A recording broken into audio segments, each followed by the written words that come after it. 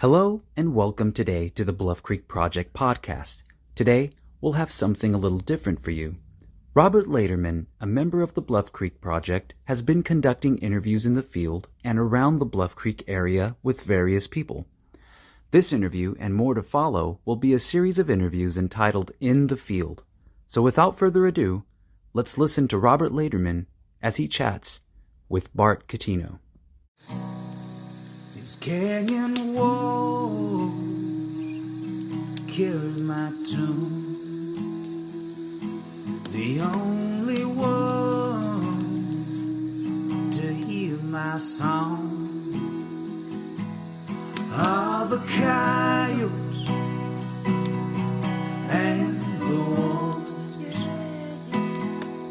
But if I drink enough of this flask, I can hear them sing your song too.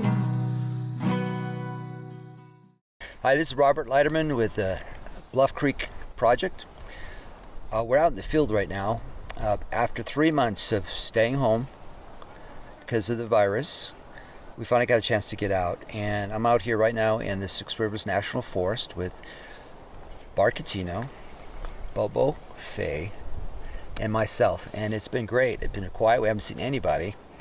It's beautiful. Right now we're sitting right at the edge of this pond here in Six Rivers National Forest. It's got a bunch of pond lilies. They're not blooming yellow flower yet, but it's a yellow pond lily. We have western azaleas right there. You can smell them. They smell great. We've got insects everywhere flying all over the place, dragonflies and flies everywhere. Bobo brought this, actually Bart brought this fly gun where you basically fill salt and you kind of take out the insects. We've been putting that thing to use. It's actually fun, and it's also entertaining, but it's also effective, and we've been dealing with that. So you're probably going to hear the insects fly in and out the whole time doing this interview. We also have the winds picking up again.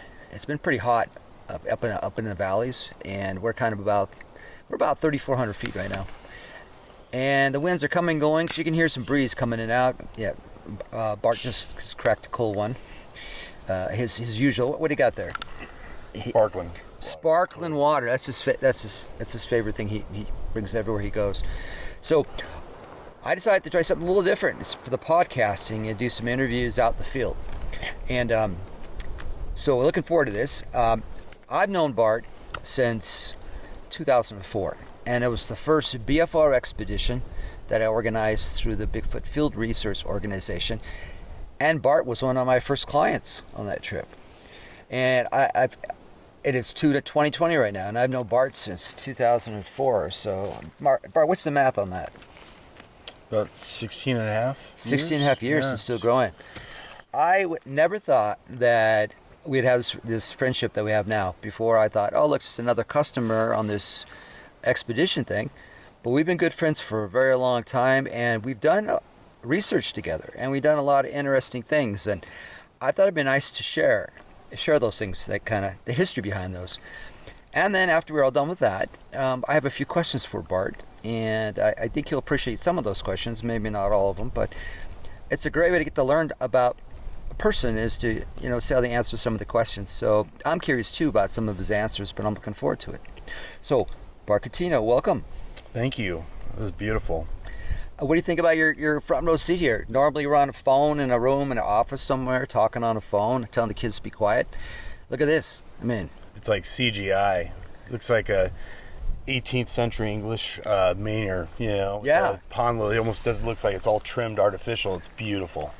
It's kind of nice. We've been taking pictures. It was my turn to take pictures yesterday. Bart was there this morning. He's walking around, taking a picture of that, taking a picture of this, trying to get the angle right, and It's awesome. I took pictures in the morning, I took pictures in the day, I took pictures just before the sunset. And it's been a nice break. It's been a good break. Here I am walking all over Bart. It's all about Bart, not about me. No, you're right. It's been a much needed break. Yeah, so we're here with Bobo, James Bobo Faye. Yep. He needed a break too, so it's just three of us up here. And we almost didn't do this. We almost blew this off, decided it's too much of a hassle. We got our mask, we sequestered ourselves, we got gas in our car, we drove up here. And we didn't see hardly anybody on the roads on the way up. No, not much. Driving up on 101, driving north. A lot of road work, but other than that, not much traffic at all. it got pretty hot last couple days, and you decided to cool off. You guys drove down to some of the. So which river did you guys end up at? We ended up jumping in the Klamath. We were trying to get in the salmon, but there was a lot of people out. I think it was just the, after the sheltering, everyone's, and the heat. It was 105, I think 106 there, and it was great. We needed to take a dip. Yeah, you're telling me that you guys were actually looking for a turnout to park your car because people were everywhere trying to take advantage, get out of this heat. Everywhere. Bo's there a lot more than I am, and he says he's never seen that many people. Yeah, it's crazy. It's a crazy time. A lot of people are getting out, and it's good we're out. But I have to admit, this has been very relaxing, kicking back here, and I enjoy every second of it. I spend time by myself here. It just reminds you of why we come to these mountains, why we're out enjoying the natural environment, the smells, the sounds. It's great. And we never go home empty-handed. We had this and each other for the days, so it worked out good no matter what. That is pretty cool. Great. We're also looking, kind of a strange way to look at this, but I'm looking at an anniversary between you and me. Because if you remember back, May of 2004, and I realize it's June right now, but May of 2004, you signed up for the first BFR expedition. And I think you had your cousin with you. Yeah. Cousin Jason. Yeah. You had some weird stuff happen to you, and I guess basically you drank the punch, and because you're here today, and you enjoyed the expedition, I'm assuming. Met the right people. You were one of them. You probably were the primary, and it was a great experience. Just get those invisible chains off, as I like to say, we get in life where. Took me till this was always a passion. It was always an interest. It was always something I followed religiously. It's just actually making that jump and getting involved, and why the hell not, Yeah. And now been able to see all the places I dreamt of going as a kid, doing it. So it's been great. Everything that happens from this point on is just cake. Because I was back in 2004. And in 2005, there was another BFR expedition to the Sierra Nevadas. June, yeah. It was in June, and it was BFR expedition, and we hung around this place called Lily Lake. Yes. Yeah. I remember that. What it was is I drove all the way to Bart's place in Monterey. I dumped my unit. I jumped in his father-in-law's. At the time, yeah. Yeah, pickup truck. Oh, yeah. And Bart drove all the way over to the Lily Lake area, and it was near Strawbert, in the Sierras, West Sierras, and we pretty much. Had a great time. I remember we found this place called Lily Lake, and parked a car. We hiked in, and this was a rock formation sticking out right along the shore. It's probably about 50, 60 feet tall. Yeah, that's about right. Yeah. And it was like directly next to the pond, or the small lake, and the lake was probably it was probably about the size of the one we're sitting at right now. Yeah, pretty close. Yeah. And had this big rock outcropping right along the edge, and we climbed it. We sat there for hours, and it was just like we should spend the night here. It's a perfect place. You could stay positioned there 48 hours, no problem. And then we heard that it sounded like an elk call. Yeah, it was a distant elk call, and then we heard one that was like heading towards us, and the third one has gone heading away. That's right. Yeah, I remember that. Yeah. We asked people, "Are there any elk up here?" No, there's no elk up there. Yeah, not in that section. There shouldn't be. Even the person, Moskowitz, or Kathy Strain, rather. Yeah, Kathy. That was her research area, pretty much. Archaeologist for the state. She's such a great person. Yeah, no, absolutely right. Yeah, there's no elk up there. We're like chalking to another list of something that we can't explain. It sounds like an elk, but it sounds like an elk, it walks like an elk, and it looks like an elk. That's what it is. But we don't know what that was. But we were like late snows that year, and it was like a Saturday when they finally got the gate open to the one area we were going to spend a couple more nights. Yep. And when they finally got the gate open, we were some of the first cars through, because we know that, because we kind of got stuck in the snow in one That's spot. Right. Yeah, and the Garcias helped us get unstuck, if I remember rightly. But that was pretty much near the Lily Lake area. But when Bart and I were walking around, we found, Bart found it first. I'm taking you back there, Bart. We're walking along, we're tired, we're hungry. I went over and I took my didgeridoo and I made a lot of noise on the canyon wall. And then we saw this map, this little lake or pond on this map. Let's go check it out. And none of us wanted to do any more work. We were tired. It was the last day. It was the last day. We were heading home in the morning. we just go, let's go check it out anyway. So we did. So we're walking along. We get there, and what do you find, Bart? We found these interesting, I guess you'd call them snow mounds. Snow mounds. You know, because as I was saying, the it was basically drifting out at that point. You know, there was some drifts on the ground, but that was about it. You know, it was warming up, and found them. Well, actually, you give the better description of them. Okay. Well, it's kind of strange because we're walking along and I'm looking over and we're looking. I go, that's not normal. So you're in a place that would have been the north side, not the south side. Right. But anyhow, it's the snow stays there more, and it was patchy snow. But there was a snow that it almost like was cone shaped, and there was debris sitting on top of it. It was like snow was melting back. It was like a ice cream cone. Inverted ice cream cone with a cone part with organic materials against it, and it was melting back, and it was adjacent to some snags it was melting away. That's correct. Yep. So we took a look at it, and we looked around, and nothing was like that. I mean, it was snow. Some places it was still 2 feet thick, and we're like, this is the only spot that has this. This is pretty unusual. We pulled off some of the stuff. It was like melting back. It looked like, if you were to guess how long it's been there, a couple weeks. Yeah, maybe not even. And then it looked like the bigger pieces were down. You know, it gave the impression the bigger pieces were down, and then the smaller pieces were kind of to fill in. You know, and we kind of got this. You know, maybe it's something of preservation or something. It was perfectly concealing the snow. I mean, you'd literally have to pull a piece of that debris back to see the white. And that was on the second one we found. Yeah, right? yeah. Let's talk about that. Finish the first one out. And we thought it was unusual, so I'm kind of playing around with the first one, trying to still figure it out. Okay, well, why is it here? How close to the pond is it? There was insects. There was a lot of insects in that pond. A lot of larvae, yeah. Yeah, there's stuff to eat. I mean, it looked like it was still viable. And then, meantime, Bart kind of got tired of what I was doing, so he went around the other side of this pond. And the other side is more like the south aspect because there's no snow there. It's all gone. Well, he's walking along, and he stops at this one thing. He calls me, "Hey, Robert, come check this out. This is weird." So I go over there, and sure enough, there is what looks like a organic cone covered with pieces of bark, pieces of rotting wood material, and like somebody took sawdust and just sprinkled it all over everything else that was exposed. Mm-hmm. And there was nothing else there except that. And so we took a couple pieces off and realized it was all snow underneath that. Yep. And it was about 4 foot tall, 3 or 4 foot tall, if I remember rightly. Yeah, I think almost and about 4. 6 foot diameter. Yep. And there was clear white snow, so no weathering in the layers. I mean, it was right. Yeah. It was like it was been there no more than 3 days. When you think about it, I would say, yeah. They had snow up there a few days before we got up there, and they finally opened the gate on that Saturday, that day that we're at right now, looking at this. So there's not a lot of traffic whatsoever. So we're looking at this thing, and the water looks good, and there's this organic cone with snow underneath it. So that just not normal. So we looked at that and you go, who would make this? So when we took the pieces off, we realized some of the larger pieces had melted in a little bit because the large pieces conduct some heat. Yep. And it melts into the edges. So we took a few of those off, and it was like everything else where those pieces weren't was exposed white, which meant whoever constructed this laid some sticks around the base.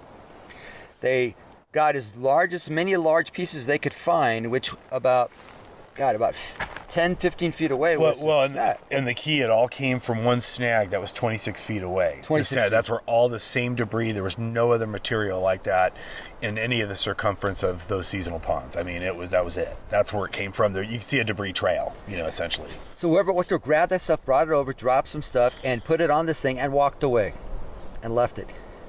When I was trying to guess and estimate, spending time in the outdoors, you kind of experiment from time to time. You look at things.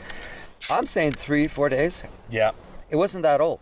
So 3 or 4 days ago, somebody went up there and put this there. They couldn't drive in, but they can walk in.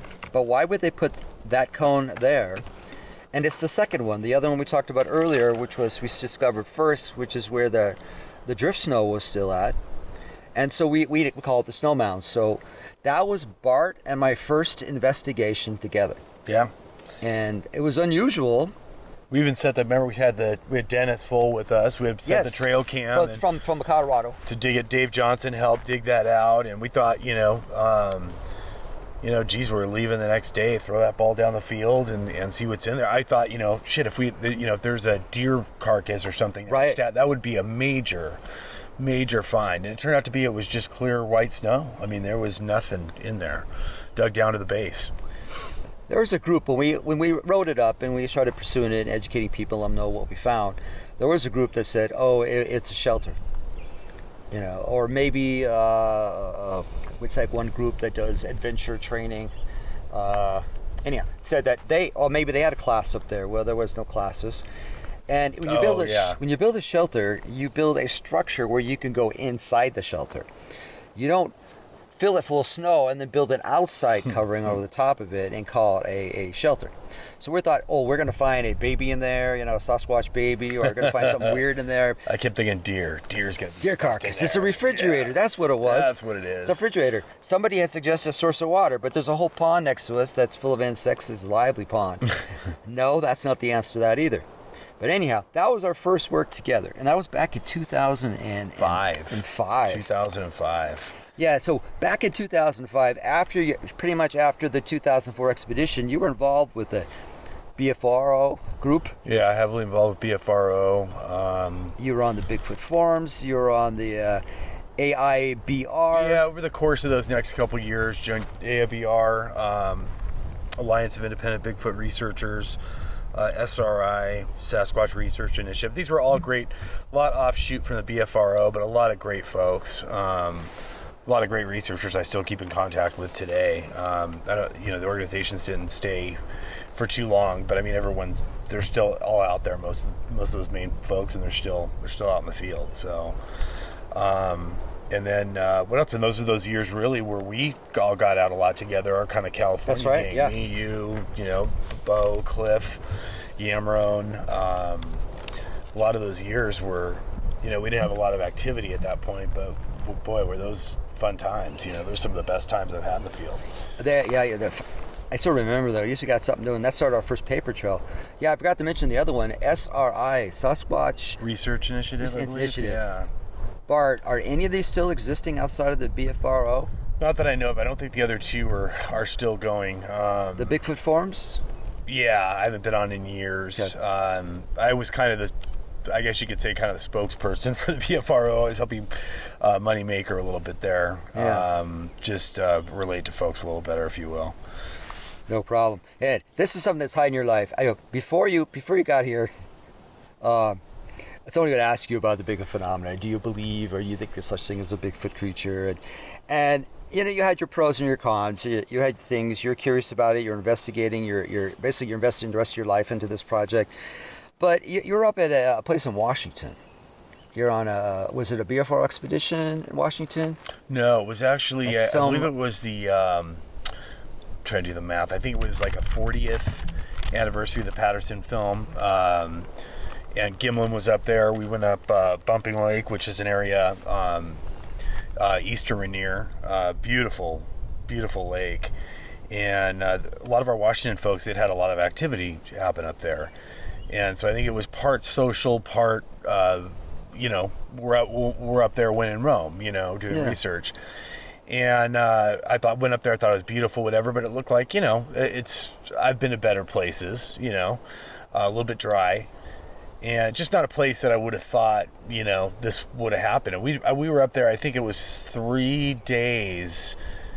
And the day it happened, I had gone back to Seattle for the day with our friend Jamie Jackson, and then I remember coming back, and Gimlin had dinner with us and took off, and then we were kind of watching.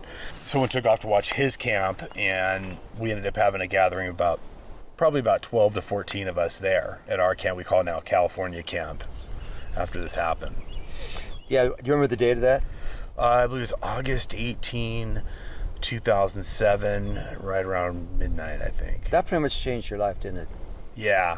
To know for sure for myself, to have that personal confirmation was because I was believed, but I'm a skeptic by nature in everything. You know what I mean? It's prove it. And, to me at that time, the best evidence was a lot of the people that had just regular people that had sightings, and then got obsessed with the, you know, into the pursuit, where the point where maybe the spouse doesn't even understand. You know, they had like a come to Jesus moment, right, sighting that they weren't. So now, well, that's more than half the people we get out with. You know what I mean? That's true. That always said a lot to me, you know, and so I was on the shelf at that point, more leaning towards the real, but after that, you don't unsee it. I mean, that was it. Well, first of all, some people are unfamiliar with your thermal sighting. You want to go over that real brief? I'll give it a short version. It's because it's out there, a million, you know, I've gone over it so many times, but it'll be easy to see. There's also a BFRO report. I think it's 26065, I think it is. It's amazing how you remember that. I'm surprised I do too. But anyways, so we were there, I think it was the third night, and I'd gotten back from Seattle, Marysville area, and we had dinner. And I remember that night too, Cliff had some of the thermal equipment at that time Wally had given him to use. Tell us how that equipment actually had to be set up to use. Yeah, he had the 250D, they were his Raytheon L3, and then we had the X200 XPs. These were small handheld units that we used, and I believe the res was like 160, 100, but they were at the time, I mean, they were the greatest thing that we had. It's not like our thermal imagers today where we press a button and like a camera, it just records on an SD card or internal system. We had to actually, God, I hated it, set up basically where you have a person that has viewers up by their eyes, a bicycle helmet where you attach the thermal, then you have the proprietary cord, everything, a marine battery, everything hooked up in front of you, and a backpack that's on the front side. Yeah. And it'd be difficult because some of us got pretty good with it, but you'd have to walk somebody new, like, you know, they're a 90-year-old woman, because there's no depth perception, you know. So anyways, it was when I grabbed the unit, I'd actually asked Cliff, I said, hey, you know what? Oh, actually, no, I take that back. I went back and relieved myself, and I walked back about 100 yards, and it was pitch black. You couldn't see anything. There's a swamp back there. And I heard something like step, branch break, pretty close to me. And, you know, felt something there, but didn't think a lot. I wasn't worried about it. You know, I just kind of moseyed on back, and there's a bend in a trail, and there's a big tree there, and I'm moseying on back another 40 yards. Tell Cliff, hey, grab me the thermal. I just want to look around, whatever. And it's so crazy because I've been back to bumping so many times and spent so many hours. And the first couple minutes I held the thermal there, you know, I saw a Sasquatch. The next, 1,000 hours using a thermal there, I haven't, so...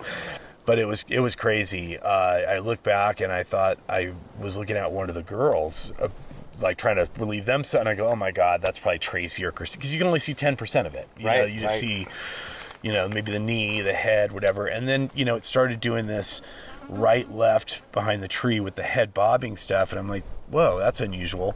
And I'm kind of creeping up. So now they're all together. There was like 12, 13 of them, a couple guys playing Yamron, I think, and Paul Graves playing guitar. No fire. They had a couple lanterns, but everyone was kind of like dug in one little, section, right?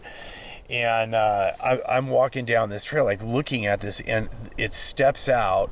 And at the moment it stepped out, and you know what it is. I mean, it was just clear by the definition, everything. It drops on, not on all fours, but actually kind of, it looked like on its knees with its arms extended, but the head moving like a gorilla, and kind of a little bit of a, like turning towards me.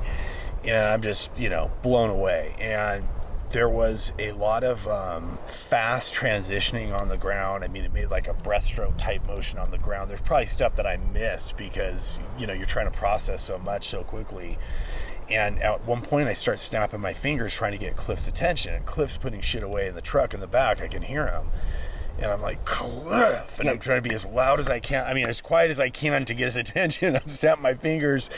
And this thing on the ground was just doing this. It's just this so hyper aware. And the focus was right directionally on me. And it was almost like the sound of my voice was kind of scaring it, And then it would pause, freeze. It was the eeriest thing. And this thing gets on its side. And at one point, remind me to tell you later how we figured this out. But put its hand up, and the hand was like blocking its face, and it looked like it was blocking from the sun. Well, the thermal picks up infrared; it doesn't give it off, right? So there's no reason why you would think logically, but you see all 5 digits on this big splayed hand, right? And at some point, it gets back up, and it went back down again, got back up, and then you're seeing it, and it's just standing there, and from the calves north. Just see the whole thing. It's standing there like a statue, just basically frozen. I could see from, everything. And the head, a little bit smaller from the back than I would have thought, but it could have been sunken in some, you know what I mean? Right. I maybe didn't see from that angle. Shoulders very broad. The rest of it looked like what you would think a Bigfoot should look like, essentially. Long arms, big hands. The arm length was something that was kind of impressive. And then 2/3 the weight, I'd say upper extremities, hourglass type of body. It was awesome. I mean, and I watched this thing. The hardest thing was taking that imager off my eye. I could sit and stare and watch it. Right.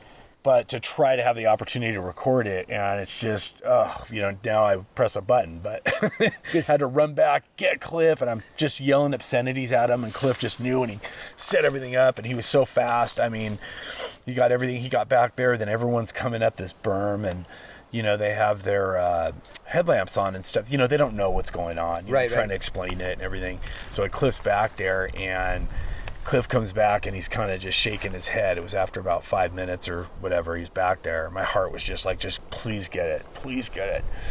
And it was crazy because the size, I know Paul Graves was with us, was 6'3", about 170 at the time. He's fully clothed. And the jaw drop was when seeing him from that position, and then you could see that it was fully hirsute, you know what I mean? And you could see all Paul Graves, all his clothes, everything, but it was the mass, it was the overall totality of the mass that was so impressive. It was probably only maybe a half foot taller than him, but it just, the size was tremendous. Now, you never got that recorded in video. You never got it. You drew a picture of what you saw. Mm-hmm. And you had a friend pretty much set it up and make it nice. I still have that. Canadian artist, Brian that. Kundle. He just was making a commemorative piece for me, and then he's kind of sold it out in the public. I was kind of supposed to be a personal one, but he did a great job. He nailed it. I mean, he nailed it. It's pretty damn. It's about 95% exactly what it looked like. Sometimes when people see that picture, they say, "That's not a very good picture." So people did understand that was actually a artist's conception, a recreation of what you saw. People are going, "That looks pretty fake. That's not a very good thing." You have to go back and say, "Well, no, that's just a drawing of what I saw. It's not the actual thing." Yeah.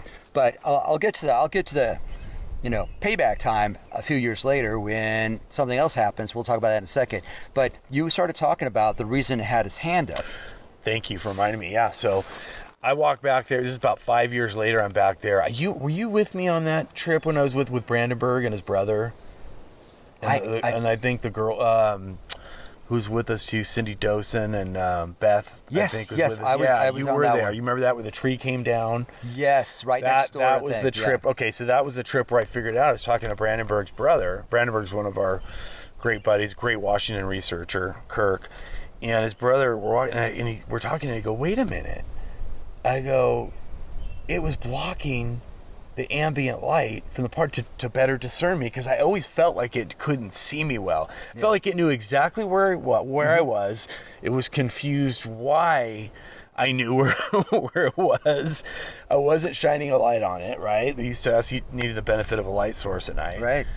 And so pretty amazing. So I think that's why it had to take. Now that's genius. Who would have thought of that? But until you're out there, glare in your face, trying to protect it from it. We got cars with flipper things, the visors that come down do the same thing. Right.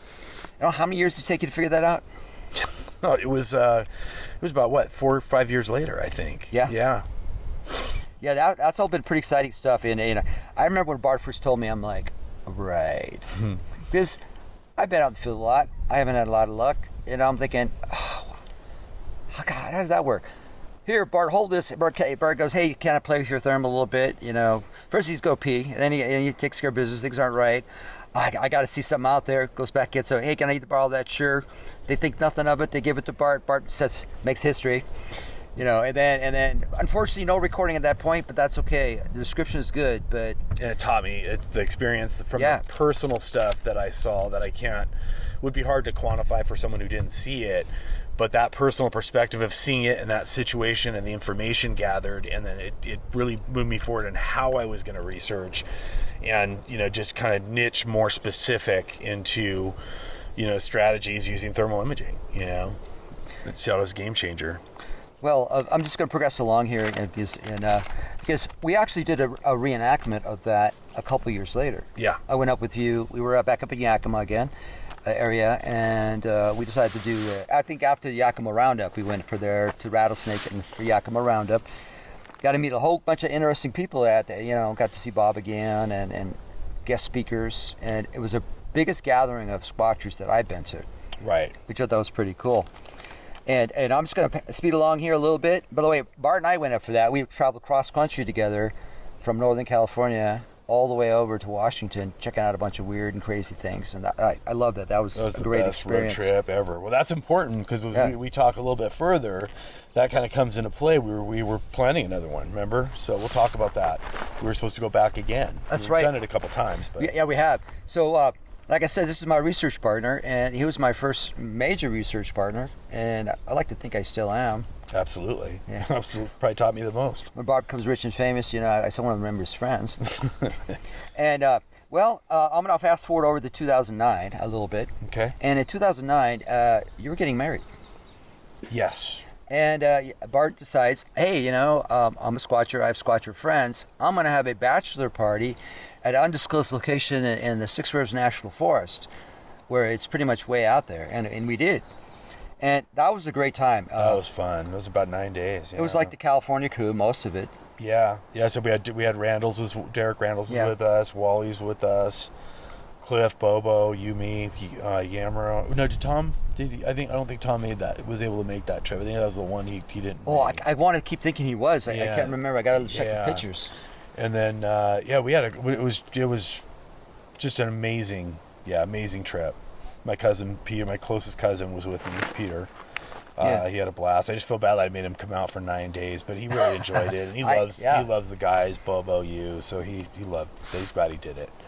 There was one thing that happened on that trip that's highlighted that I can't explain. And it was towards the end of the trip. Mm-hmm. And it was late at night. And we started hearing what sounded like knocks.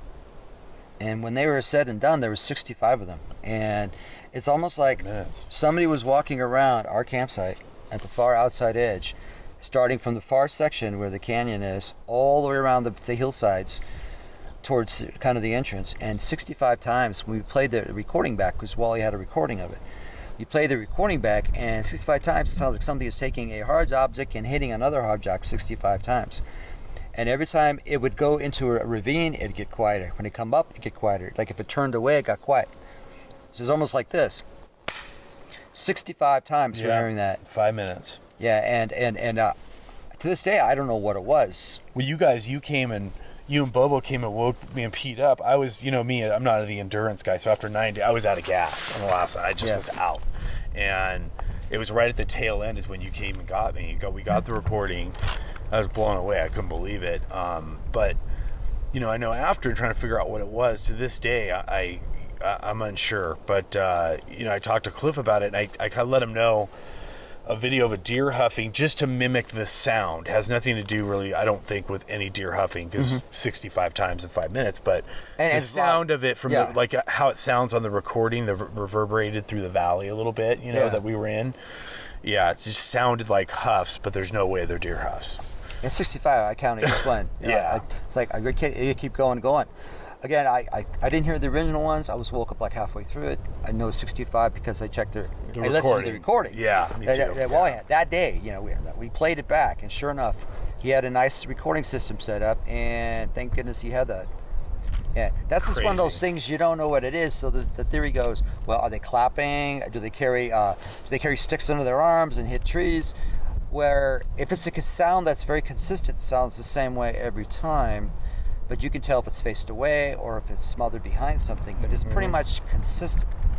And that's one of the things we talk about the knocks that, from some of our incidents we talk about is the consistency and the sound of the knock. It's interesting. Yeah, I thought I'd throw that one out there because that's one, that kind of keeps us on the edge of our toes. Absolutely. Yeah, moving along here, and now we're still doing expeditions, we're still doing research, although I'm just picking out some highlights of it. And in 2010, the Bob Saget Show. Oh, yeah. Tell me about that. It was great. It was great to get up there. I think I just did a quick cameo in that one. Bobo was, I think Bobo was pretty much the featured on that. It was great. And it was great meeting Saget. He's a great guy. We had a blast. We flew up, we were up by Crescent Lake up in Washington, and filmed up there, and good times. Yeah, I guess Bobo, it was his birthday, around his birthday. That's right, yeah. And they gave him a samurai sword? Yeah. A katana? Yeah, that's right. And he was cutting fruit up, I believe. I think the show. they were having to do some goofy stuff. Yeah, leave it to it. It's crazy stuff.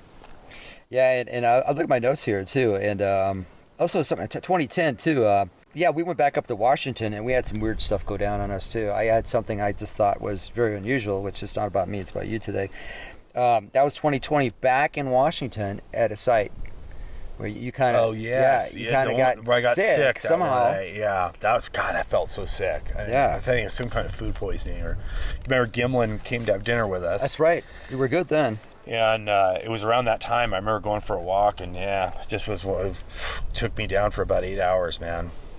Yeah. And the next morning you were happy, and that night I had something weird happen. yeah. And then the next night it was Graves that had something weird happen to him. So that's right. That gets to be more than coincidental when we start talking about that. Something happened at the end of 2010 in the North Coast along the Redwood World, just kind of west of where we're at, where you were out with Bobo. It was December. You guys were hiking this one trail, and it was something happened to you guys. Yeah, we usually do our we call it like our bro trip. We do every around right after Thanksgiving that weekend. And this year I think we did it. It was early December, and kind of went in and hiked about 1.5 miles or so down the trail, and actually threw a tarp out. I think Bo did a couple calls, and then the rest of the time we were just talking. We were recording, and we were just talking, and after about an hour or so, all of a sudden we started hearing these slashing knocks, single knocks, and thought, perfect. So let's try to it's really hard to use thermal in there, highly vegetative. It's a spruce redwood zone, thick underbrush, understory. We're trying to kind of start heading back towards the trailhead, slowly, and see if we get followed. And we were recording the whole time, and we left the tarp on the ground. We're gonna come back and get it. And basically I was listening behind us, Bo was listening right where we were at, and I hear him go, Bart, it's there, it's right there. And something bipedal was paralleling us from the incline position as close as, I don't know, maybe about 25 feet or so, or even closer. And then you hear the footsteps walking away back uphill. At the same time, you hear this plastic pop sound back around where the tarp was. We were probably, I don't know, maybe 60 yards from it or so, a little bit switch back on that trail. It was, there's no wind, there's no nothing. It just sounds like, it's like I knew exactly where you guys were. We were kind of bumping shoulders out of there a little bit that night. And I thought we were going to have more action at the trailhead parking lot. We did, and that was it. It was done. But it was pretty nice little Christmas present. So this is December, low visitation, probably on and off rain.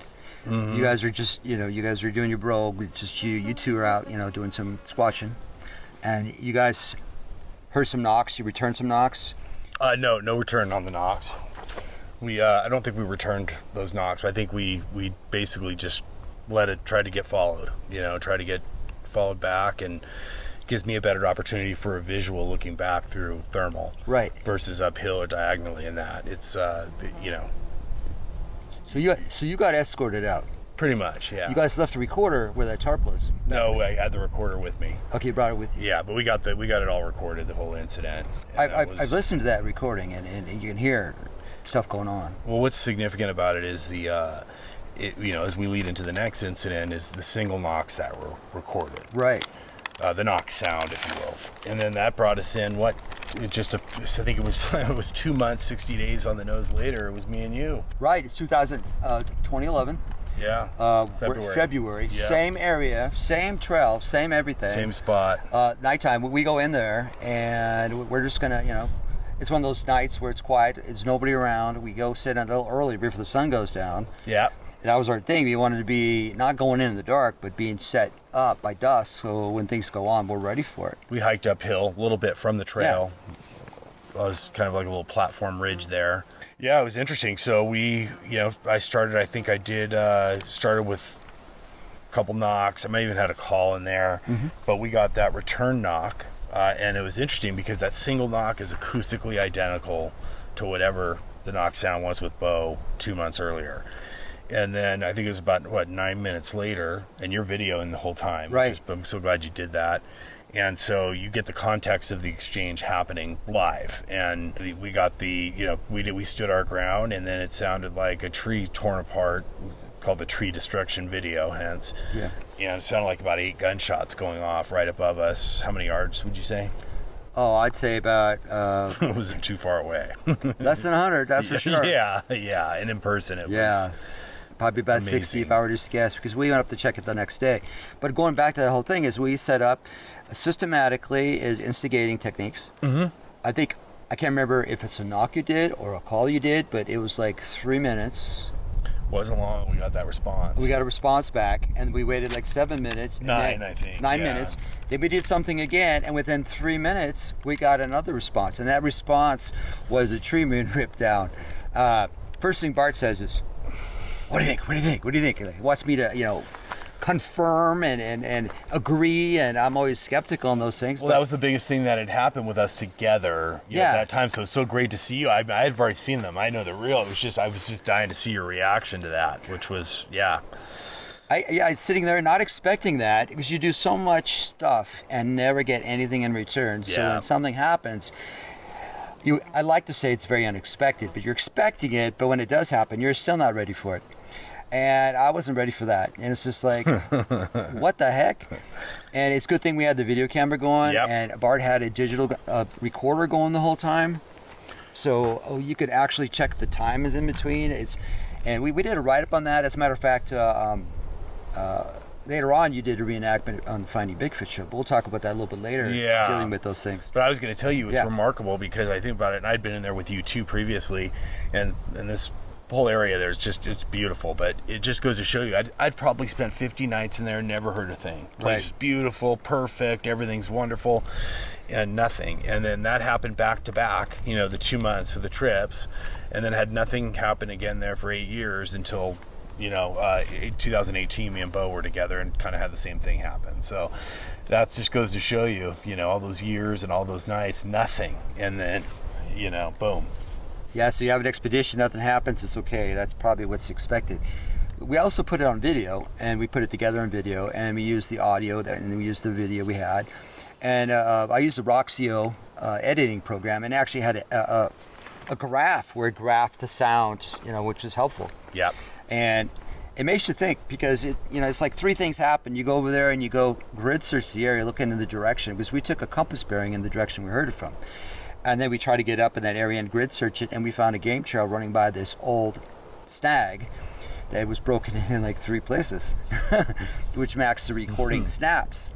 And of course, you expect to find a track. There is no track. The trackway is not conducive with the organic material. No, yeah. But it is a game trail, and there's no vegetation in that game trail, which means it gets enough use to keep it, unvegetated.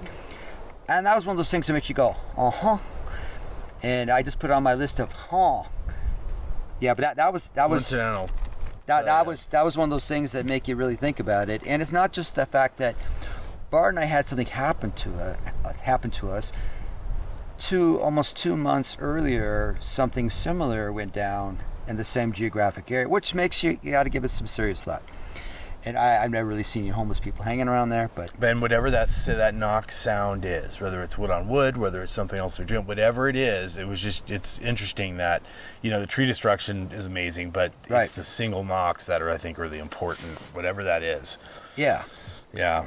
And we mentioned earlier, we heard the 65, which sounded like knocks, could be claps, whatever it was, but very inconsistent with the single knock actions. It's just a consistent noise moving around your location late at night when it's very dark and things were quiet and sound travels forever. But I'm going to keep going to 2011. And we went back up to Washington in the fall of 2011. And we went back up beside Kevin. Brandenburg was up there. We actually did a video on thermal use. Since Bart's expertise is the therm, he's been getting a lot of use on that. So we went up and did a reenactment with therm to figure out how far away is an object, is it still clear? And we measured it out with paper plates. Bart was in his underwear. He liked that part. I think everybody else liked watching him. I was the other guy putting on layers of clothing, comparison, and at certain distance you could tell I'm wearing clothes and versus flesh on the underwear stuff. So imagine, if you will, Bart Cutino, the Sicilian, wearing his boxer undies. No, they were butt huggers. I'm pretty sure they were. A white variety, and he wore white socks. Don't ask me why. And that was his uniform of the day, and it was a great experiment we put into thermal. Into a video. You could see it. It's somewhere around the YouTube channel, where you could see at what distance, what's the clarity of an. And Kurt Brandenburg was very helpful, and he was the cameraman for that one.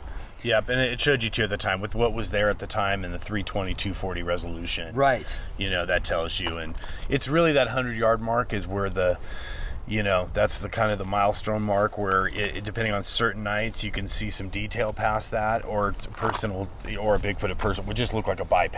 Then you're just gauging size at that point. But sometimes you get clarity as far as 120, 130. Just depends on the night.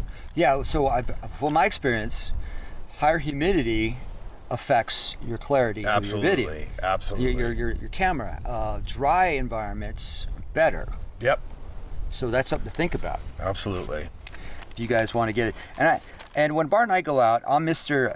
Night Vision guy. I like to use a Gen 3. And I'm the spotter night vision guy, and Bart is the thermal guy. We worked in tandem, where we'll be looking over and he'll see a glowing object, and I'll look over and see that they're rocks. And I'll look over and I'll see a silhouette that looks like a guy standing behind a tree, and Bart comes with some says it's nothing. It's a rock or something else. So working in tandem is very helpful. Yeah. So I would highly recommend that method of research for you guys. But yeah, and 2012 was a crazy year. I have to admit that. Oh God, yeah. Yeah. So in 2012, we've done so much stuff. I'm just highlighting a few of the things I thought were kind of interesting. But I'm going to take Bart back to August 25th. 2012 in the Sierras. Want to expand on it? Tell us about that. Yeah, I was up. It was a completely unplanned trip. There's a whole backstory with the whole Justin Smith saga in the Sierras, and I'd only been up there one time previously. I was with Bo and my Chinsky Meldrum. Everyone went up to see the site with Derek Randalls. It was in 2000. I think it was 2011. The sighting. Yeah, the purported shooting was in 2010. Yeah. So anyway, I had written this polygraph test for Justin Smea that they were taking in Sacramento, and he had a few people with him, friends Roe, Sean, a couple different folks with him. And he passed the test, and then he was just going to show them that Sierra site. Ironically, Bobo was with me in Monterey. He was just down visiting. He goes back and forth and usually stops on the halfway point. And they contacted us that apparently that night they unexpectedly got surrounded, and Justin had described it sounded like Jurassic Park, just a lot of like stomping, breathing, tree breaking, but sounded like a couple bipeds running off. Woke everybody up. Everybody there was scared. So 2 weeks later, kind of put together just a fast, I was going to a funeral in Visalia, and then I just ran right up to the Sierras. It was a quick 2-nighter. And I'd met Justin up there. First night it was just me and him. We had nothing happen, but it just had a weird vibe that night. Sometimes you just get the vibe, someone just in the air. There was just a lot going on. There was quite a few deer, not as many as the next night, but quite a few. And so nothing, it was uneventful. And the next day, we had a couple guys, first time some of them meeting each other in person. We had Michael Lorenz, who's a great casting guy. He's out in the Marysville area. He came and met us there. Who else? Oh, it was me and Justin. Todd Hale, who's Olympic Project, good friend of mine. This was one of his first few times out. And then also Sean, who has he's got the Bigfoot Evidence blog, and you've got Ro Sahibi was with us. So there were 6 of us, and completely uneventful night. Deer everywhere. That was the one thing I would say if something's different. There was that area, the Nevada Muley deer herds, there was multiple herds on top of each other through the meadow. Basically around around midnight, 1 o'clock, something like that. I was getting ready to just hang it up. Nothing was going on, dead tired. I look at Sean, and it was the second night in the woods, and I said, Sean, all right, let's go break your fear of the dark. Let's go for a walk. So we did, and there's a circumference coming down to the camp, and it was off the Eastern Vista. He did a couple quick calls, and in hindsight, it's pretty funny because what I filmed, what I think are Sasquatches, they would have already been there, and just probably, what are these guys doing? So we kind of whip around this bend, and I stopped, and this kind of goes back to my sighting in Washington. It's hammering the vantage points, the sniper positions, watching the human activity. Mm-hmm. And it was just kind of instinct, just stopped and was watching. We were going to walk maybe another, maybe a mile and a half, not too far. And I'm looking, and I knew Justin was already asleep. Ro and Todd were the only ones awake down there. Michael Lorenz was asleep. I'm looking, and I'm seeing what looks like bipeds walking back and forth. Well, I'm not familiar with the camp yet, so I don't know from the position yet where the fire, everything. And this is only my second time there, so I don't know how far away it is from the guys. But I'm watching. I remember telling Sean, I was running audio in my head, and I said, Sean, if those aren't the guys, those are Squatches. And he was, poor guy at first, nervous wreck, because he can only see what I'm telling describing him. Yeah, and so he's holding on my waist, and I'm just like, just breathe with me, just move with me, don't make any extra sound, and this went on for a long time, and I'm filming, and I only had one window on them, and they were, kind of walking back and forth, you can see through this tree gap, and I didn't know the distance yet of how far, and there was at one point, I look back and I'm like, I think with the personnel I had, the lack of equipment I had, the lack of knowledge of the site, everything, there's nothing I'd do different. It was get as much footage as possible, answer the questions later, right? And that's what I did. And we got a couple good shots in there going back, especially through the investigation. So at one point, though, I ran out of batteries. I mean, this is still back in a little bit of ancient days with thermal, and we were using AA's, and we had to go back and get another round, so walk around camp, and that's when we notified Todd and Ro, who were half asleep. They never even got up really out of their chair. I think Todd grabbed a log at one point, but they were looking up and seeing what they thought were dark silhouettes filling the tree gap, and they're pointing up to where they were seeing it. And I said, guys, I'm filming Squatches from up there, and they just, basically just felt, you got to be kidding, because they were seeing something. So anyways, we actually got back up there in the same position. I had no other window on them, but boom, they're back in there again.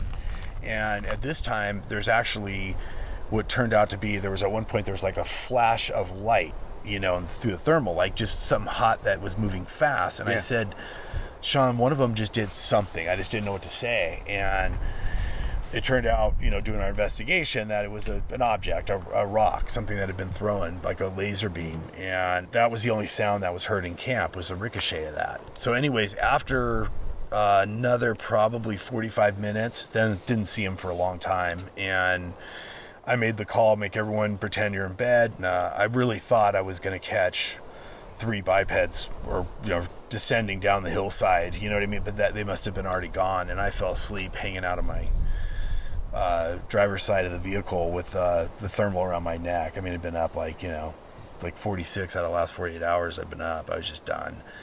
So the hardest part from there was we're so unprepared. It was such a quick trip. It was such a shot in the dark. I didn't even have my laptop with me at the time as being prepared. So I did one quick walkthrough at the end of the night, the morning. I still didn't know, where everything was. Yeah, I felt so naked leaving because I'm have all your ducks in a row, I don't even know what the footage looks like. I had to drive home 6 hours without looking at the footage. And welcome to Roger Patterson. Right? Yeah, I sent it to Kirk Brandenburg first, and I hear him on the thing, and he goes, ooh, ooh, ooh. And I go, okay, I'll watch it with you, right? And I didn't see, and it was about what I thought. You know, I knew it wasn't going to be high quality. I've used these things enough, even at that point, I knew that it is going to be of limited quality. But, you know, it was really the best it can do because these things were disappearing 5-6 minutes at a time. So, you know, in real time, you don't know if they're coming back again. So you're just trying to get as much footage as you can, and you don't charge them because, first of all, you're not going to be able to shoot while you're doing it, and also they can escape. You're not going to box them in. You've got nothing on the other side. A 360 escape. There's a 360 escape. So anyways, from that point on, it was weird that about 3 weeks, so you and I, we were all excited. We were weeks away. I think it was in September. We were going back to Washington to bumping, doing our same trip. We kind of hit that Malala watershed. And we were so excited to do that. So I was like, you know, the only two things would make that cancel. It would be, you know, death in the family or... And a Sasquatch sighting. Yeah, thermal footage somewhere else, right? You know, so we had to call the investigate. I had Kit Morrell, who's one of our best friends, and he ended up being my model for the subjects. Yeah, he's 6'3", right? Yeah, he's 6'3". He was supposed to come to Washington. This was the first time coming out with us, and so I redirected him. I had another guy that had been wanting to come out, and I'd promised him, and he bought a ticket to Washington, and actually had to pay $1,000 to redirect his flight with his son. And I was just like, we have to do it. I can't stick him out there. You know, this happened. And then you and I canceling the trip, and then we got everybody, you know, together, and then it was a 9-day investigation. Countless hours. I put you as the lead of the investigation because not only would you the devil in the details, but our relationship, you have a vested interest in exactly what I filmed, right? Yeah, I don't want you to embarrass me. Exactly. So, and, you know, I guess you could say we didn't leave one stone unturned as far as, and there were some eye-opening things in the investigation we learned. But there was about a dozen of us over that 9 days. I think half were law enforcement background, including you. Trustworthy people who are very honest about what was going on. And just wanted to set the example as having complete transparency. And I knew the footage was a C minus, but I wanted the investigation to be an example moving forward. Someone else gets better footage or whatever, they should have to meet that standard at least of what we produced. You know what I mean? Right. And that's good. We all win in that scenario. Anyways, the investigation ended up entailing 4 analysis reports, 2 written by you, 2 written by me, 11 recreation videos. Phil Poling did a masterful 17-minute video documentary. He's a pretty well-known skeptic, great guy. What else did we have? A lot of feedback on that. Yeah. It was a big package, if you will. But I did learn, though, in some of the things now looking back at that incident, which is interesting. You know, that 3 weeks, like I said, I felt very naked. I didn't even know the size of the subjects. I didn't know how close they were to us. I didn't know anything, you know. And I just knew that they weren't with our party. And going back, it looks like, you know, the subjects were about 6'4", 6'4". There's 2 that are going right and left, right and left. From left to right. And then there's a 7-footer that is standing 20 feet uphill from the subjects going back and forth through the gap. Now the gap is interesting because it's not really a gap. It's actually a cold spot in the back of a tree. It's not radiating heat at night. And it almost looks like a portal when you look at the thermal, like you see a dark, but it does. It looks like a gap. It's really the back of a tree that you're seeing. And that's that darkest point in the scene. You know, with the investigation, some of the things that, you know, we saw how they exited. And I thought this was very interesting because when they had activity the few weeks before, it seemed like it was centered around the southwest side of that circumference of camp. So I had recons loaded, 4 of them, on the wheel wells, multiple vehicles covering the whole southwest side of camp. Well, it just so happened that was the only side they never breached. Matter of fact, the one exited, you could see it on the film, exiting north behind Todd and Rowe, but in front of my vehicle exiting. So that changed the way I use trail cameras now. I use them more as a choke, like where I don't want them to go. Exactly. If they want to walk in front of it, great. You know, but that's just in my mind. I roll with it. You know, because that's pretty coincidental for me. I want to add, before I forget, just to the whole process, because when Bart first told me about this investigative thing, I was all set to go to Washington. And then he goes, oh, well, we got this thing that went on, and then he told me he got this therm footage, and I go, okay, send it. And I looked at it, I'm going, that's not very clear. I guess it could be something. Things he was saying didn't quite make sense to me, and then I got with Rowdy Kelly, and then we played devil's advocate, we tore it all apart, we had preconceived ideas of what we were looking at. And then Bart asked me to write it up, so I did. So basically, it's saying, hey, Bart, get glasses. You need to go take lessons on how to identify squatches. So I wrote this whole thing up, and then I sent it to him, and then he goes, well, you got to come down and do an investigation. It's not quite what you think it is. So I remember getting there and hearing all the stories and interviewing party members and recreating it, and there was a little bit of pressure there because you're trying to recreate something out of a geographic area, and watching it. I had preconceived ideas by watching the video. I didn't know it was up a slight hill. I didn't know that the valley extended out. I didn't know the campsite was hundreds of feet farther past and off to the side where you can't see it through the thing. And then I found out that Bart had cameras on his vehicle facing to the woods. And then when you look at the different video footage or therm footage, you start counting heads, and you say that there's a minimal of 3 or maybe 4 individuals at one time moving from left to right. And the reason you could say that is because there's a straight line that runs through the whole scene. And if it's on the right side, then you know it's not on the left side, because you would see it pass. And you do see them pass at the far end as they do cross sides. So that kind of blew me away with that too, and the sizes. And then when we recreated it, like dropping objects out of trees to recreate the drop, or throwing stuff. So we look for objects out there that would be naturally there, like cones from the, I think it was a white fir. And then there were crushed beer cans, and there were rocks, and then there were other things. Somebody suggested, yeah, maybe they were throwing poop. It's like, okay, who wants to go find a nice, fresh cow pie and see how it falls apart when you toss it? There were flattened ones because we do have cows up there. So there was nothing there except rocks that we could generate. We actually took the rocks, and we had a volunteer put them in his armpits while I waited for Bart to get back from who knows what.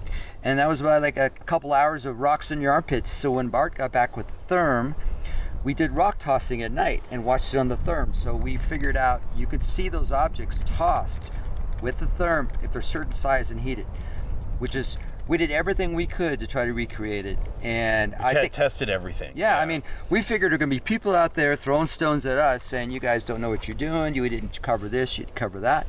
So we did. And I was going to say, and the laser beam throw of the, because you see the ricochet of the rock that's thrown. From left to right. So when we tried to recreate it, I didn't even have Kip throw his, I had him throw his headlamp on, because there's no, that has nothing to do with the footage. I'm trying to have him recreate the throw. Yeah. And, just like human, it's almost like an arc, just how you see a pit, it's just, it wasn't this beam.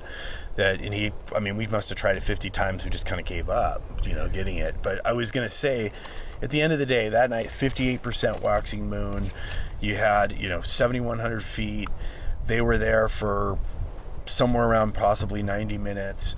You look at it, it's either, they're either 3-4 humans on the highest end of the human height scale, pretty much unclothed. I think you could determine that, especially when you see the recreation. Yeah. They've bloatering there for all that time at that elevation. That's what you're left with, or they're Bigfoots. They were bipeds. There's no question about that. So that eliminates pretty much everything else down. Yeah, don't mind me. We have a wind picking up, and I'm just moving things around, so trying to make less noise. Yeah.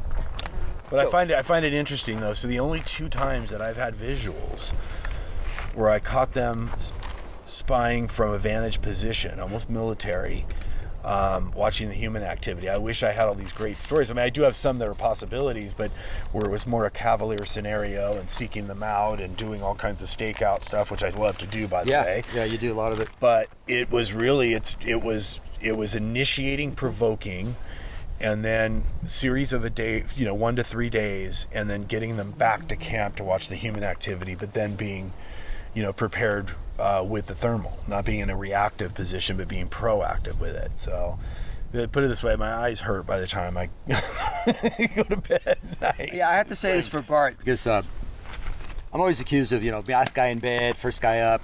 But Bart is always out, and People be kicking back by the fire, which is a strategy, by the way. And he'll be out, while we're by the fire enjoying ourselves, he'll be out in the bush looking to see if anything's watching us. And that's when we have techniques. And he's pretty religious about it. And he's got, how many hours would you say you have on Therm? If you were to guess. In the thousands now, I would say. It's not, sometimes I don't use them for weeks at a time. Right. But then when I do, it's, if I have a lot of our trips are anywhere from 3 to sometimes 8-9 days, and then I'm usually done. I'm not an endurance, but you get in that time, as you get 100%, and then it's like I hit a wall. I'm just down. Right, yeah, then you have to, Superman Bart has to take a break. It's done, yeah. That kryptonite does him in. He's got to go back and eat some more spinach to refuel. And we're not getting younger. I hear you on that. So if somebody were to want to watch the video on the investigations or that 17-minute one the gentleman did based on our information, how can they find it? We've got, I'm not familiar with. I know it's on Phil Polling's channel. Yeah. I think someone else has it on there on YouTube. I would just to make it simple, go to YouTube, just Google Sierra's Thermal. It'll all pop up. But you also have on there, you've got the 45 minutes of real-time audio as in real time. So you'll see it's boring a little bit because they disappear, like I said, for minutes at a time. Right. But somebody else, so that video's up, then somebody else did, which was, I thought, the coolest thing, is they inverted it to black hot, and it's 5 minutes continuous action, and it looks like you're watching this footage from the early 60s, barely any color of what looks like Bigfoot's in the distance, but it puts them in perspective. The black hot looked better in that scenario. I love white hot better. Yeah. But from that distance, black hot looks better. But definitely watch that if you can. Yeah. And I did a lot of homework on this project, and then you do a lot of video editing, you do a lot of research, a lot of maps you draw, and all these charts.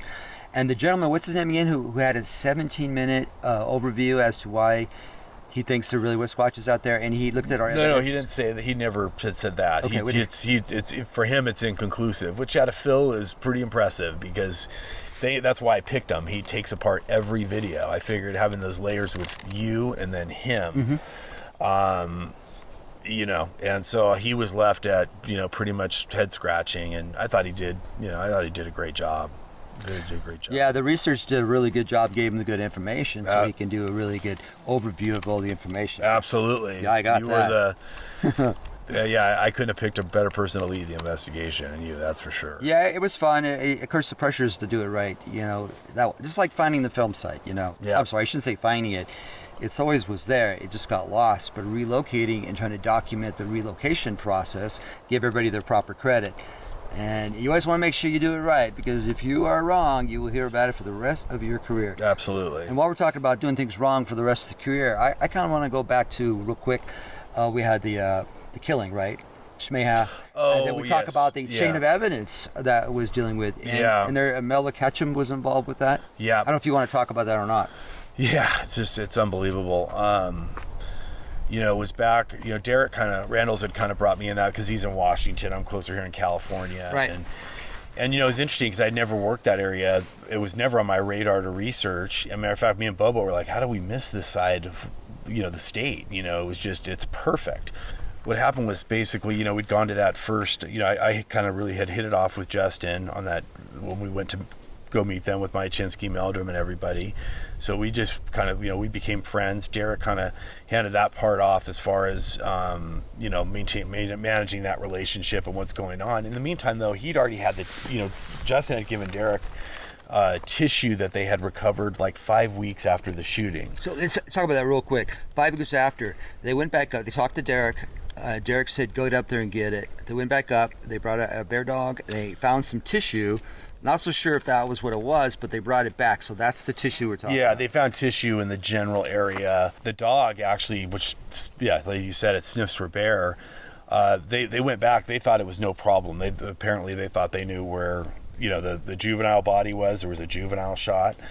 And they went back, and all of a sudden the site's under 6 feet of snow. Right. And more expected. The bear and what they pulled looked a lot more like kind of hide, and it has kind of a blonde. There's the subspecies of black bear is very blonde in the Sierras. They're predominant. They're 2 out of every 3.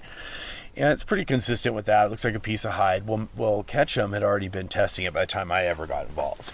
And Wally Hersom, our dear friend who used to fund a lot of our activities, thermal and everything else, he was funding her.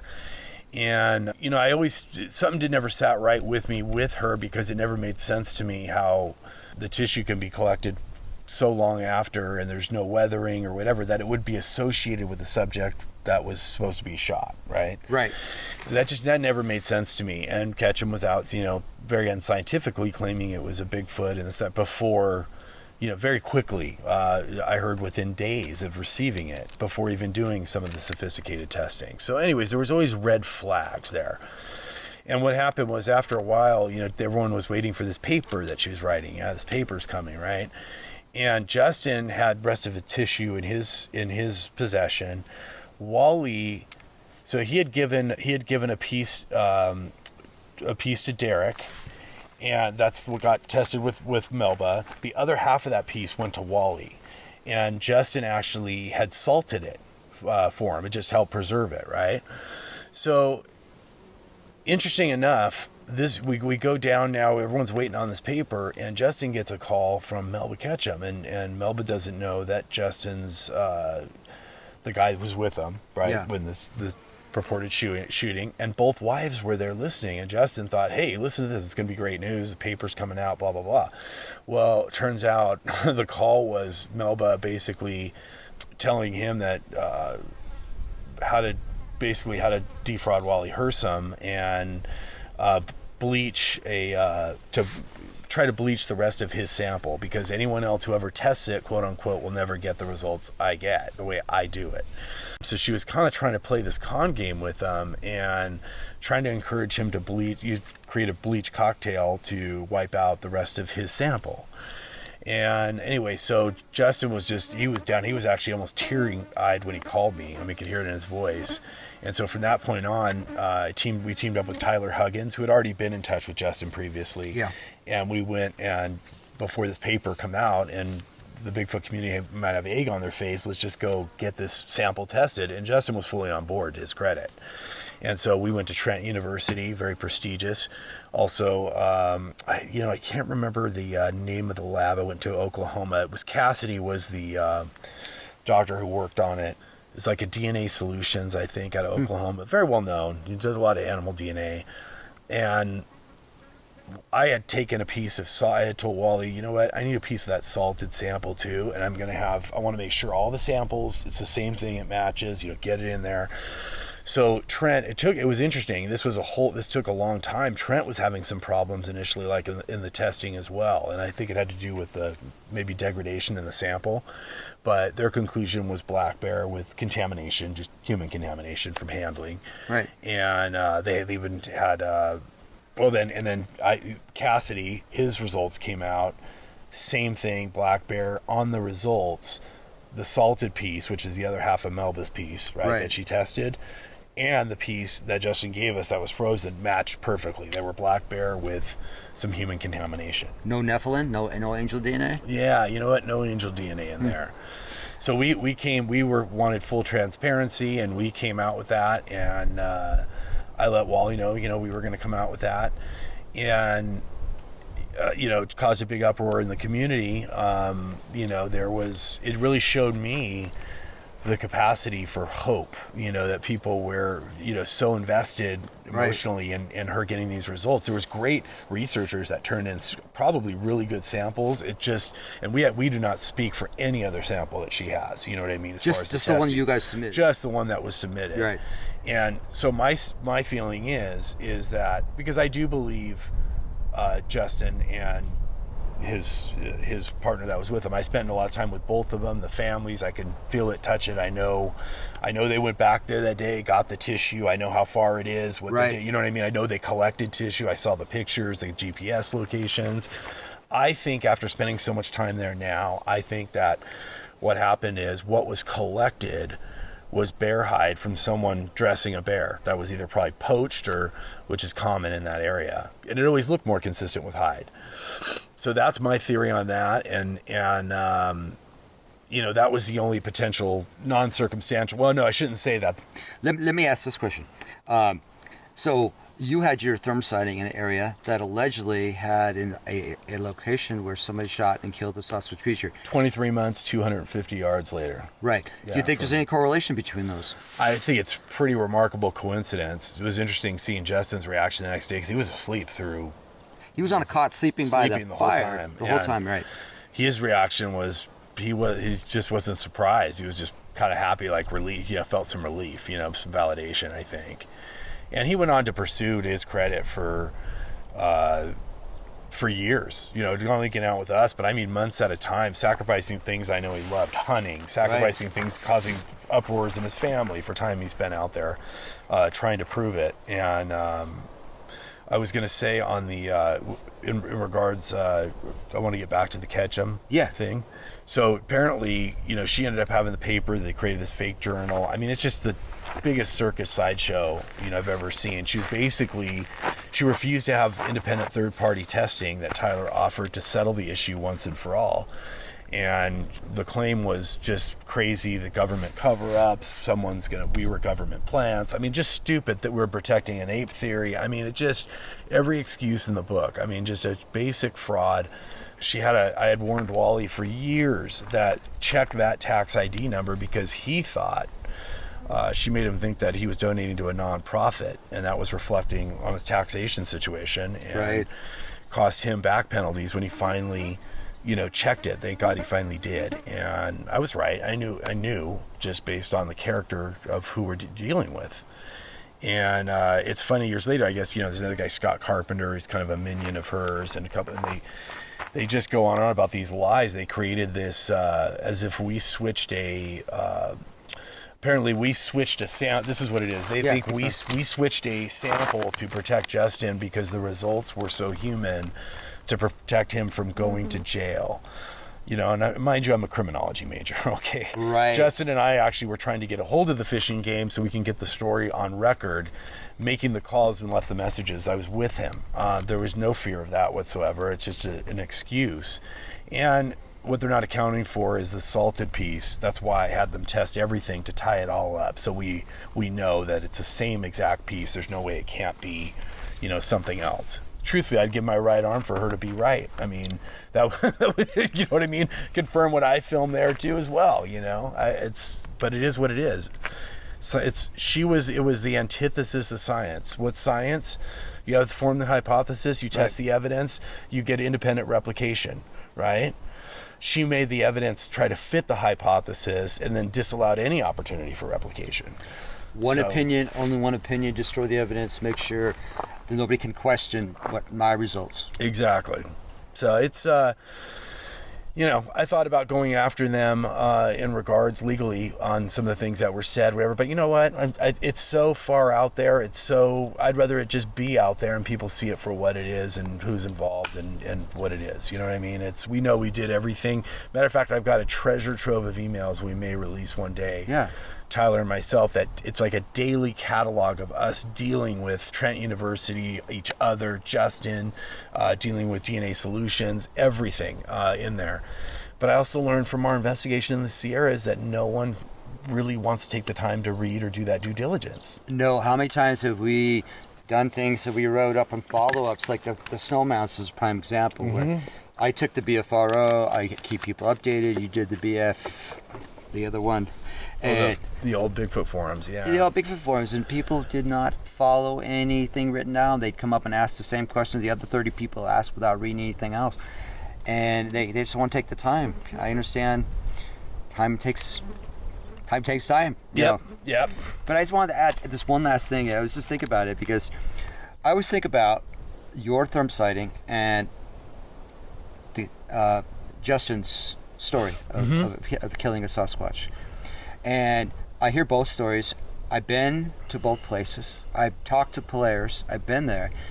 And after doing the research and looking through everything, and when you study a subject matter and you look it over and you watch the video over and over again, and I look at all the behavior of the individuals surrounding that site, where one is a posted guard, not moving, just watching you the whole time and hardly moving. And then the other ones are moving around nervously, animosity. It's almost like they knew something was there. And then when you eventually told me, and it reminded me that Justin was in a cot sleeping by the fire. And then I started thinking, we're not supposed to speculate, but could it be that these individuals knew that Justin was there and they were very nervous, and they knew you were there, so they posted a guard to watch you? I mean, I don't necessarily believe that. I mean, anything is possible. It's speculation. But I will say this, on the final measurements, they were 105 yards away, give or take a few yards at certain points.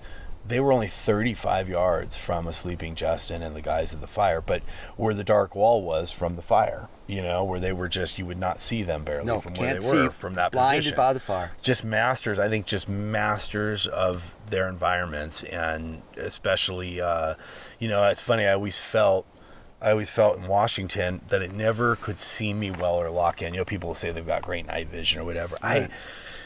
I think it's the other acute senses that compensate for that with the big maneuverable body, that I think that they can, negotiate day or night, negotiate the forest, no problem. And I just think they're masters of their environment. And this whole subject matter is just something that keeps you thinking, and whether you believe or not, I mean, there's a lot going on, and we're always looking for documentation of proof of existence thereof. And I mean, DNA is the ticket, right? Yeah, I think DNA, video and DNA, so, a combination, or a body. You know what? People understandably don't think it's viable, and for what the claim is, I've always contended that it's got to be a higher standard of evidence, not a lower one, based on what the claim is. Present day North America, for this to exist. Based on the research and how you had me do research, I want thorough research to cover all bases. It, and research, and the results have to stand on their own. That's one of the issues I have with this field, is the evidence record is a joke. It's littered with hoaxes. There's really no consistent baseline. So basically, a good video is questionable. How do you prove a video? You watch the muscle movements. You watch. You look for zippers. You look for whether a human could do that. So are you thinking that maybe taking a sample is going to be the only way to prove to the scientific world that this species still exists today? I think so, probably. And I think so with the video portion, and that's my goal with the thermal, is I feel like, if I do get them again, I get one more chance, and I can get them within that threshold distance, the opportunities to collect the DNA will be seen in the footage from what the subject's doing. So I feel like that is, for me, that's my always been my personal goal. But I think it's almost probably going to take a body possibly to really end it where it's like, wow, I mean, these things exist and they're present day in North America. It's crazy. I don't blame anyone for being skeptical. As a matter of fact, I would be 100% the other way. If I hadn't seen them by now, experienced what I've experienced, I'd be 100% the other way. That's one of the questions I was going to ask you at the end. If you didn't have those two thermal sightings that you had, one of them visual, one of them documented with evidence, visual evidence, would you still believe in that? Would you? Wait. I would be highly doubtful. The things that I learned over the years that I had to go back and teach myself, that I know about, ecology and forestation and everything, and I learned a ton of stuff from you as well. And I'm a realist, and I would say very doubtful. And it's just, but once you see them, and they, on a thermal imager, they've got body heat like every other sub. There's nothing different about them through a thermal imager as far as body heat than any other. I've seen almost every animal species in North America, and it's so I'm very much the flesh and blood camp, if you will. Yeah. A lot of people are moving that way. Yeah. I understand that. We did two thermal experiments. We did one in your underwear. I guess they both were in your underwear technically.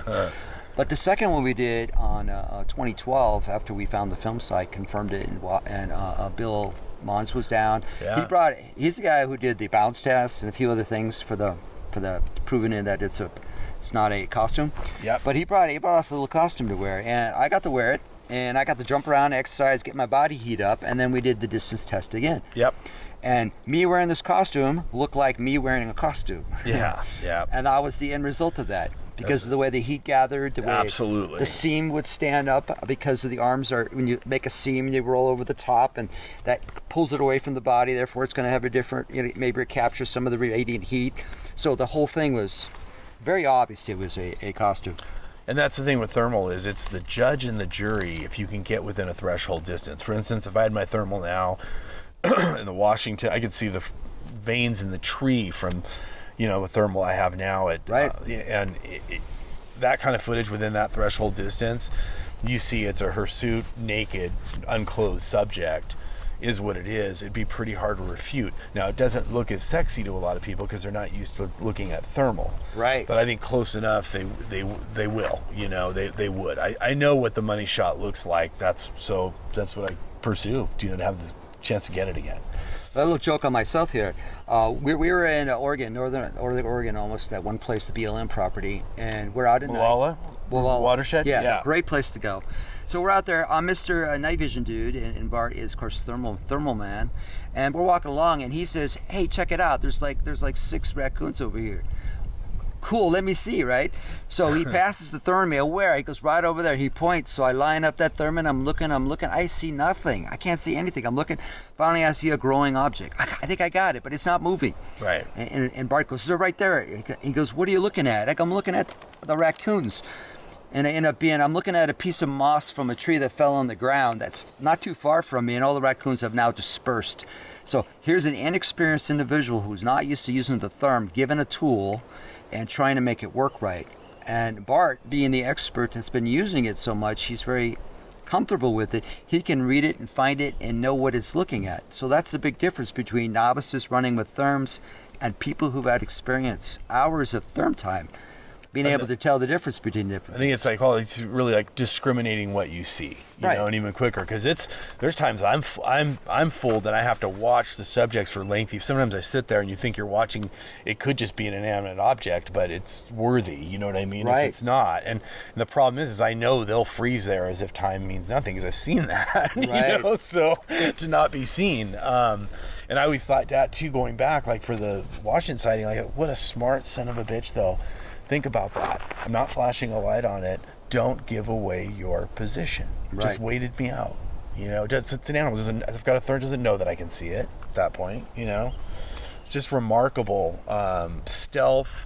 I really think these things too. I think that they, over time, I think that it sounds crazy, but I think I'll be proven right in this, that we've made things easier for them collectively than harder.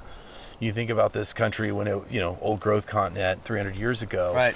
And you look at food competition. The diversity is less diverse when you have single crops. Absolutely. And so we had about a billion, a little over a billion acres to start with. We're at 766 now, but the majority is at second, third, fourth growth. Thicker, more animals. It's plus you think of what we've done with agriculture. Look at what we've done for water. Look at the foraging opportunities that weren't there, even from getting from point A to point B now. Right. If it's all about energy and caloric intake, my God, we've made it. Reservoirs and just areas that we've protected. They just have access to food that they wouldn't have had before. So I really think, and then they'd have to just adapt the time that we're the least active to be a little bit more active, right? And if they could flip that script, we're some of the few idiots that are running around the woods without lights on, right? You see, yep. We need a benefit of the light source to negotiate the forest at night, and they would know that. And I think that's what makes us different. That's why I don't use a light, because I want to be different. I want to stand out to them because I really feel they know you're there, but what makes you different? It's the curiosity. Anything to draw curiosity, Well, let me just add, we're almost done here. So a couple more things is, you have friends in Finding Bigfoot. Yeah, Bob's here. He's in Finding Bigfoot. Cliff, Renee. Moneymaker. I almost forgot Moneymaker. How can I forget Moneymaker? All right, so basically, you actually were cameos on the show twice. Yeah, in 2014 and 2017, you were Bobo's backyard. You got the chance to be out with Bobo for that one. That was fun. And the 99th episode before they ended the series, they're buddies. I got to be included in that, and you run that as well. Return of the Legend. So we got a chance to get on the show with them for that. That was kind of fun. It was awesome. Like it was so fitting to like finish the show. The California guys together teamed up like to finish the show, and you had Bobo and Freitas, and they were partners a long time ago before we partnered a lot with them. And yes, you know, you were with Cliff. You guys been out a lot together. Moneymaker and I, you know, that's from the beginning too. You know, he was. He's a big influence in a lot of ways. So, yeah, it was great to finish the show like that. It's kind of when I tell my friends that, oh yeah, I know Bobo, I know Cliff. They go, right. Sure you do. Yeah, I don't have my Facebook picture with Bobo standing next to me to say, hey, look, here's my friend Bobo. Yeah, so I got a few more questions. Yeah. And I thought it'd be kind of interesting to ask these questions to kind of see where you're at with these things. You don't have to answer them if you don't want to, but it's always interesting. Okay, number one. What do you think it's going to take to prove the existence of Bigfoot? I think it's going to take, most likely it's probably going to take a body just based on the threshold of evidence standard that is needed and should be demanded. I think it's going to take probably body. It's going to take either, well, I shouldn't say that. I think DNA is getting more and more advanced, that I think that DNA can be pretty irrefutable depending on what's collected, you know? They're talking about pulling DNA out of a water, of a stream, of animals that secrete, so to speak, lack of better words, sloughing cells, whatever, exchanging spit in this creek, a very highly diluted, and they're able to go through and pull DNA out to say what's occupying that. That is crazy. So I think we're getting close in that aspect. I just think people won't fully come to grips with it, knowing that these things are out there, until they see it with their own eyes. And frankly, I just don't blame them. You know, I don't blame them. You have to see it. You and I have these conversations, but I never fully believed 100% until seeing it with my own eyes. There's always that doubt that you have, and it changes things, and sometimes it's not for the better. I mean, sometimes I remember we used to be out in the early 2000s. It was just good enough to be out, and we had a great time and whatever. But then after you see one, you know how quick you could have missed it, and it becomes not like a business, because I have nothing, you know, no business when it comes to bigfooting other than passion, but a business just in the opportunity that you might miss if you're not prepared, you know. And so sometimes it's boring, sometimes my eyes hurt like hell, but I know if I blink I might miss the one chance and not have it for 5 years, 10 years. I mean, whoever, I don't know. The opportunity, they say sometimes knocks twice. It's not like lightning. You put up a lightning rod, you increase your chances of getting struck by lightning. That's and we've put lightning rods all over this landscape. And the other question I want to ask you too is which squatchers that you spent time with, I mean, which squatchers would you say were pretty influential in getting you into squatching or influencing your decisions and your research techniques? Which squatchers come to mind? More of not so much in the legends, believe it or not, more contemporary. Like, for instance, I was historically, I didn't have like one hero. It wasn't like Roger Patterson. It wasn't, you know, the Patterson film was always fascinating me. Gimlin's a great friend of mine. I think there's a good chance it's real, but it was never the, you know, the real impetus or the influence in me to pursue. I think so. I love Renee DeHindt because I'm on the skeptical camp of everything too, even though being a quote unquote knower. I love, you know, that DeHinden didn't take any BS. I think Titmus was a good tracker in a lot of ways. You know, and I think the guys, you know, they, knowing what I know now, you know, look at the equipment, look what we have to work with that they didn't. You know what I mean? If they had thermal, maybe, for instance, we'd know if Patty was real or not if it was in thermal from that distance. Technology. Yeah, technology. So the problem is applying it and using it and being able to use it in these landscapes consistently. That's a problem too, you know? Yeah. If you're out in the desert with the desert Sasquatch, you can get your Zeppelin out there with your thermal cameras, fly over and check everything out. It's a lot easier. Yeah. So what is the best evidence to prove the existence of Sasquatch right now? What is the best evidence? I would say, you know what, I never fully answered your last question. Oh, I'm sorry. We'll go back to that. Yeah, you be able to pick it up right here. You asked. Yeah, go right ahead. Yeah, no, I was going to say more contemporary guys, I think, are, you know, Moneymaker was a huge, not only one of my best friends, but he was a huge influence in it. We kind of clicked right away, and he he kind of pushed me to no, you more than just being a fan and watching all this, you should need to be involved in this. And he was just a great influence. I love the aggressiveness and the way he did a lot of things. And I would say absolutely you as far as everything I've learned from you. Huge influence. Thanks. I'll pay you for that later. Then. Yeah, you owe me for that one. I owe you big for that one. Appreciate it. I mean, there's so much that I naive about, in time in these woods, and you taught me a lot of that and clarified a lot of that.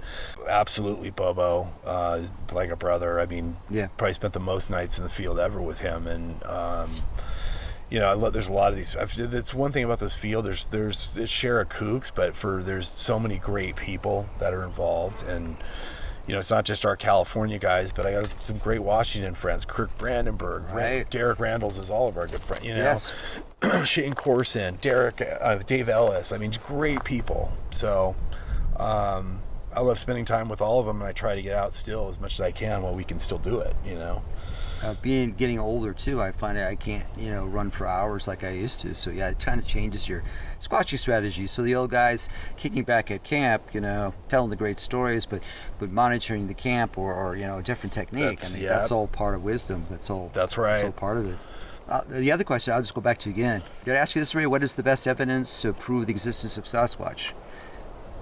Best evidence to prove. I don't think there's any. I don't think there's anything that I would call empirical or damning evidence. Like I said, the evidence record is littered with hoaxes. Mm-hmm. There's no baseline for anything. I would credit some of the work that Meldrum's done. To me, the evidence that best stands out is still the eyewitness testimony and some of the devil in the details consistencies through the years, even before there was the opportunity to see so much through media. Right, to read what everybody else wrote and then duplicate that in your report. And then to go and experience these things. I would say, now if we're talking from a public point of view, I still think all the eyewitnesses still the best, and that's not, that's not damning evidence, right? Right. On the other side, there's things to me that make sense for as far as, like, for instance, vocalization, stuff that's been recorded that I've actually now gone out and experienced, you know what I mean, and had and experienced firsthand and can validate, but it's still not for what the claim is. It's going to take that high threshold of evidence, to nail it. Do you have any other Sasquatch related encounters you want to share? I've had some interesting ones over the years. I think we've gone through. Obviously, those are all the best ones, but there's been a couple.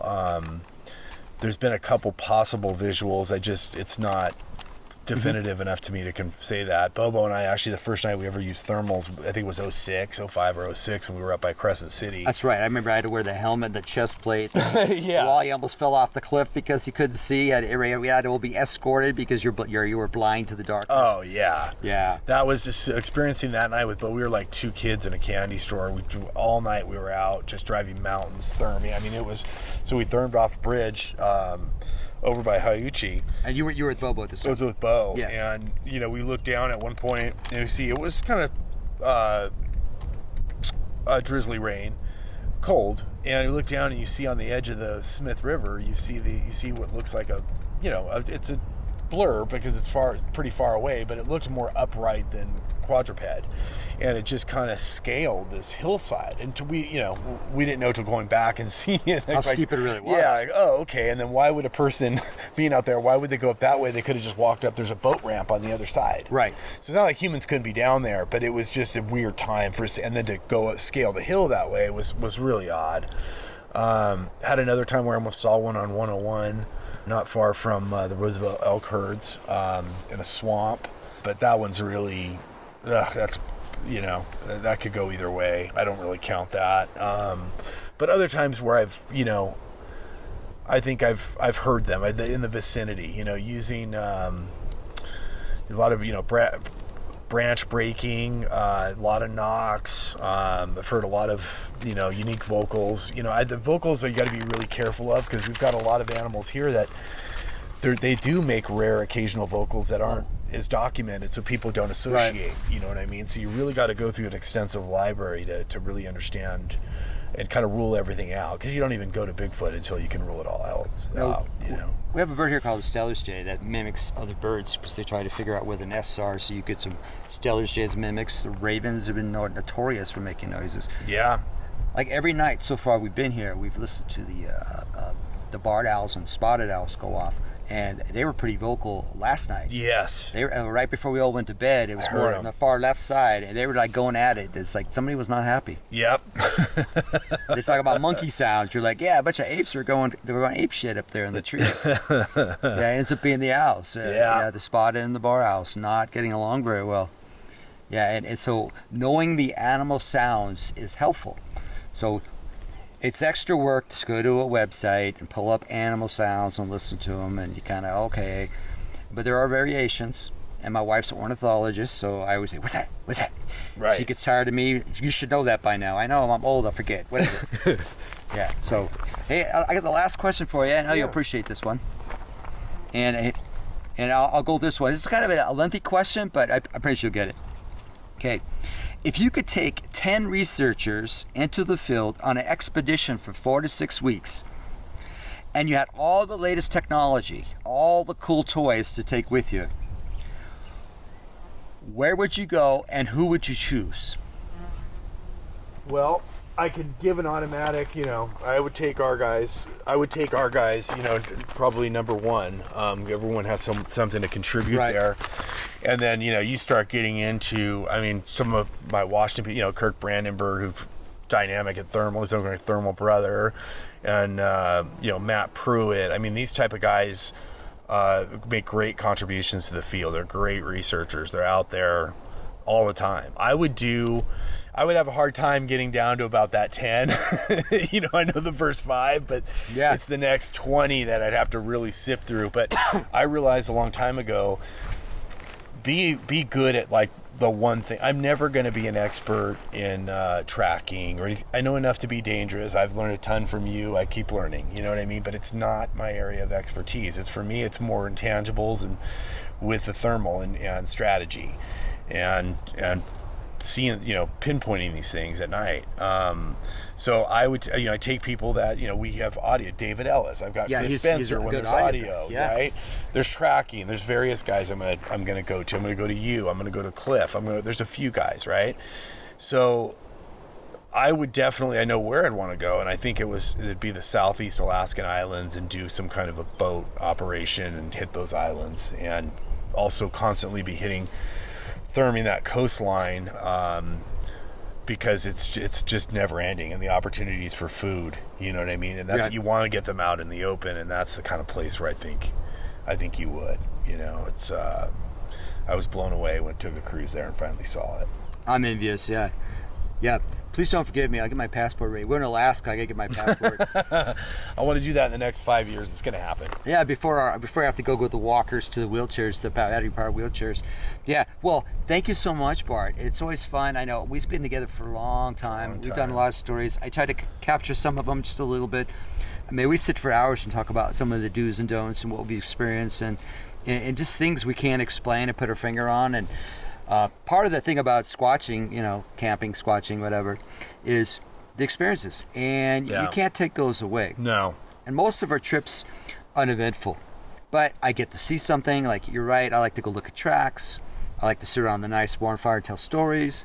There's things that we all like to do, and when you get your group of guys together, and gals, you can share those experiences. So it is so much fun. It's a social thing. Yeah. Thanks to Finding Bigfoot, it's now a household word, and a lot of younger next generations are taking it a little more seriously and interested in it. And that's kind of cool in a way, the next generations. Like, I'm feeling old now. I feel like, passing on the next generation for this research things. And I remember hearing about the older old guys who weren't old guys when they were at it. You hear about the Greens, the Lake Green, the Hindens, and a few other. I remember Roberts, a guy named Roberts, his last name's Roberts, short guy. He used to wear red all the time. He's on some of the crazy shows, and he would go out doing the research. Great, very entertaining. But I want to thank you so much for allowing our viewers to, hear your stories, and it's going to be a lot of information. So we don't know if we'll do it in 2 parts or whatever. Right. But yeah, there's a lot of good stuff to cover there, and I wanted to get Bobo down as well too. It'd be kind of nice to get his offside, because when you know people and you've known them for a long time, you know what to ask, and you can share the experiences. Absolutely. So, thank you so much. Thank you for having me. No, it's been great. Let's go get them tonight. All right.